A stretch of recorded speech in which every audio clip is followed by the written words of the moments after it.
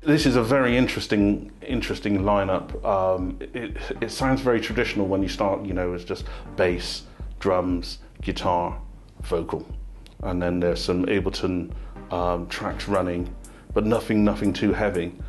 But then when you really look into it, the bass player, Brian, is also playing drums, and then the drummer is also playing bass, and then every one of those musicians on stage has a little keyboard station, and they're all playing different keyboard parts.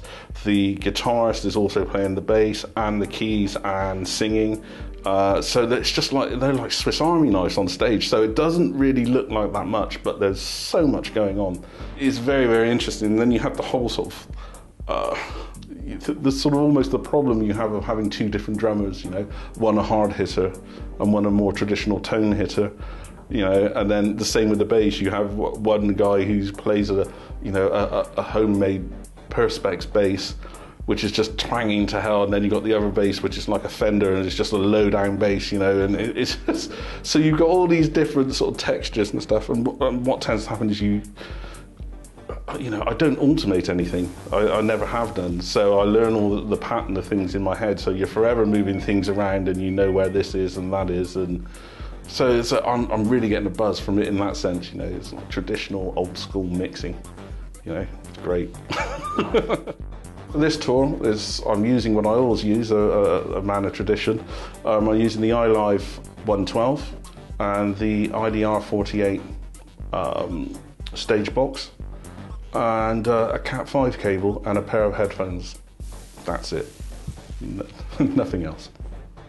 The reason why I use the iLive, I mean, there's a lot of great boards out there, and a lot of them sound great as well, but it's, you know, I'm not complexed. I don't do complex things.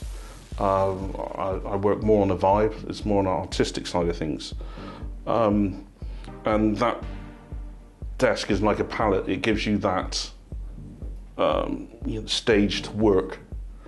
You know, it's very fast, very fast. I don't know any desk as fast as that. You know, it's as fast as an analog desk, in the sense that you hear something, oh, I want add a little bit of mad reverb to that, or a bit of an old automatic double tracking, and you have the facilities to use some very interesting effects, like, you know, old ADT, or, you know, some weird psycho chorus sort of stuff, you know, that you hadn't heard from the 70s from your brother's record collection, you know, and it just gives you that to do, you know, and you can just instantly, bang, you're there, you know, whereas when I've tried that in the past, it's, you know, you go through pages and menus and stuff like that, and that's not artistic. That's, you know, that's being a technician.